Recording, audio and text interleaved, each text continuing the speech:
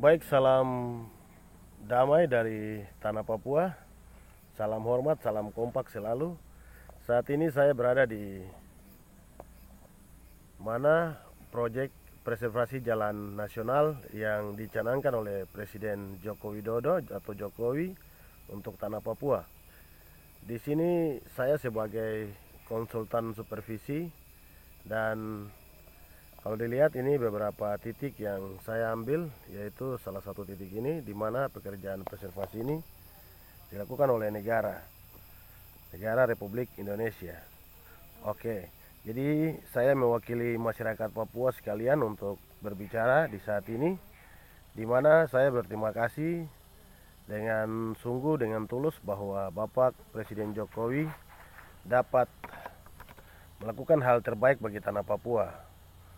Untuk itu saya berterima kasih sekali, dan mungkin kalau ke depan-depan tidak ada presiden seperti dia lagi yang akan lahir dari bangsa Indonesia untuk dapat melihat daerah lain untuk setara sama dengan daerah lain, di mana Presiden Jokowi benar-benar memperhatikan Papua yang kaya, Papua yang penuh misteri. Namun selama presiden mulai dari Soekarno sampai dengan presiden-presiden yang lain, tidak seperti Bapak Jokowi. Bapak Jokowi perhatian khusus kepada tanah Papua ini sangat luar biasa, dan saya mewakili masyarakat mengapresiasi, berterima kasih untuk Bapak, sebab lewat perkembangan infrastruktur Bapak telah membangun tanah Papua. Namun ada pesan dari saya untuk Bapak Jokowi, jika bisa dinonton, karena ini analisa realita yang terjadi di tanah Papua. Memang benar Bapak bangun infrastruktur, terutama jalan, jembatan, bangunan gedung yang megah, yang lain-lain. Namun untuk Bapak ketahui bahwa semua itu menurut masyarakat Papua tidak terlalu menyentuh. Karena apa?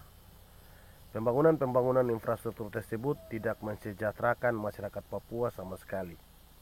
Di mana Bapak tahu sendiri, dan mungkin sudah ada masukan dari Bapak punya menteri-menteri atau siapapun yang dekat dengan Bapak, bahwa di Papua ini orang butuh makan dan minum, orang butuh kesejahteraan sosial, orang butuh ekonomi.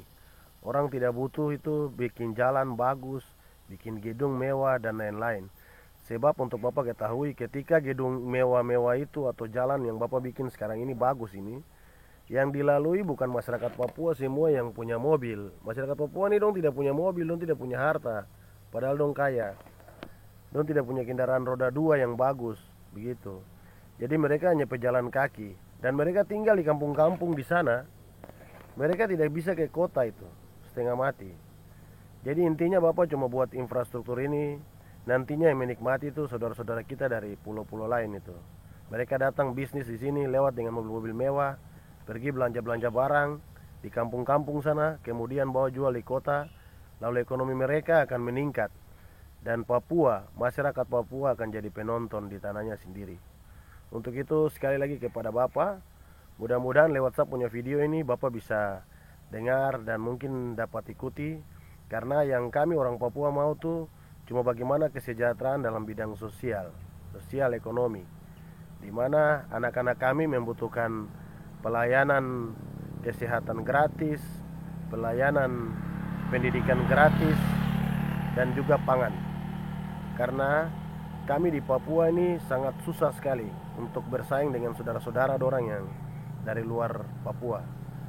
Itu ada sebab-sebab yang saya sudah bikin dalam beberapa video yang lalu, di mana salah satunya orang Papua ini kan hitam, orang Papua ini berambut keriting, orang Papua ini biasa kotor-kotor begitu.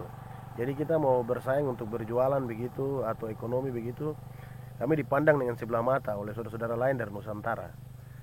Sehingga mereka ya punya tumbuh ekonomi sendiri, perkembangan ekonominya semakin pesat, sedangkan kita orang Papua jadi penonton. Jika kami diberi kesempatan mempunyai modal yang baik lewat mungkin salah satu yang saya usul untuk Bapak yaitu dana otsus itu. Daripada Bapak berikan dana otsus itu banyak-banyak dari negara, datang ke Papua, Papua Barat, ditambah lagi sekarang ada pemekaran, Papua Selatan, Papua Pegunungan, Papua Tengah, Papua Barat Daya.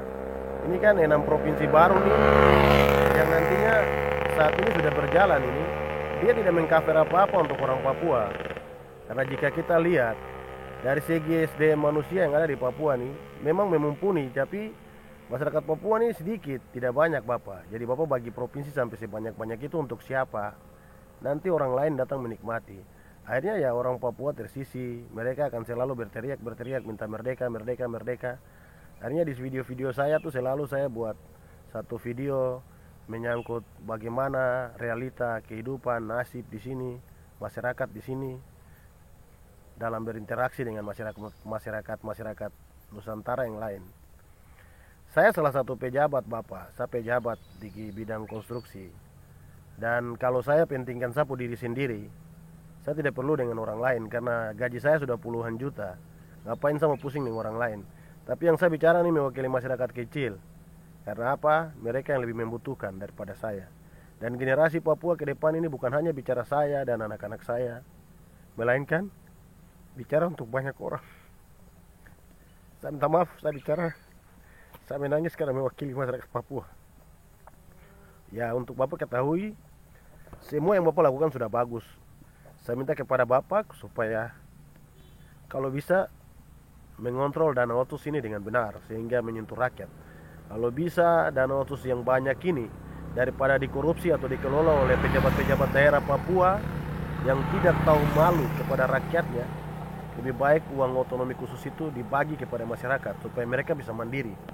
Karena jika Bapak berikan langsung mandat kepada pemerintah provinsi untuk mengelola dana-dana tersebut, mereka akan baku bagi dari pejabat satu turun ke pejabat yang lain, mulai dari gubernur turun ke bupati, turun ke dinas-dinas dan lain-lain. Mereka akan kuasai uang-uang itu. Uang otsus itu tidak akan menyentuh rakyat, namun menyentuh kantong-kantong mereka, sehingga mereka tuh kaya-kaya, perut besar, tambun-tambun, sehingga lama-lama mereka makan-makan uang begitu sampai lidah pendek dan stroke, kemudian mati. Itu yang terjadi di tanah Papua. Jadi untuk Bapak ketahui, mohon supaya kalau bisa dana otsus ini bisa dicairkan, dibagi untuk masyarakat Papua semua. Karena dana begitu besar, jika dibagi masih ada sisa banyak lagi. Daripada dikasih satu kali kepada provinsi kelola, ternyata akan tidak jelas. Uang itu hilang saja begitu. Contoh kasus-kasus yang banyak terjadi di tanah Papua yaitu kasus korupsi banyak. Coba Bapak tolong periksa, itu masih banyak itu bupati, wali kota, dan gubernur-gubernur itu banyak itu korupsi itu. Itu tangkap semua lapisan kepala dinas. Karena mereka tidak jelas semua di tanah Papua. Jadi jangan Bapak tebang pilih, kalau bisa tangkap semua karena itu pelaku-pelaku yang merusak dana otsus sehingga masyarakat kecil tidak dapat menikmati hal ini. Hingga mereka selalu teriak-teriak merdeka. Termasuk saya mewakili mereka untuk teriak-teriak merdeka. Karena kami hati sakit. Apa yang kami punya, alam yang sangat mewah, alam yang sangat indah, alam yang sangat menjanjikan, hasil alam kami berlimpah-limpah, sehingga semua negara, PT Freeport di sana sampai berapa puluh ratus negara yang ada di situ bergabung di situ, mengelola, mengeruk dan lain-lain. Sedangkan kami di Papua cuma dapat berapa persen. Coba kalau itu bisa dibagikan, bisa dibuat baik, mungkin kami masyarakat Papua akan sejahtera. Oke, ini mungkin masukan dari saya. Semoga Bapak Presiden Joko Widodo bisa menonton video ini dan Tuhan memberkati Bapak sehingga mungkin ke depan ada Presiden Republik Indonesia lagi yang seperti Bapak untuk dapat melihat kami Papua. Namun ya, jika kami teriak-teriak merdeka itu karena kami lapar, kami haus, kami butuh sosial, kami butuh ekonomi. Supaya Bapak tahu bahwa kami tidak diperhatikan. Sejak tahun 1961 negara Republik Indonesia ada di tanah Papua. Jadi kami mohon dan untuk Bapak agar mungkin bisa membantu kami masyarakat Papua terus ke depan, dan kalau ada presiden-presiden lain di Indonesia yang baik, selalu memperhatikan tanah Papua. Salam damai, salam hormat dari saya di tanah Papua. Salam Papua, hormat.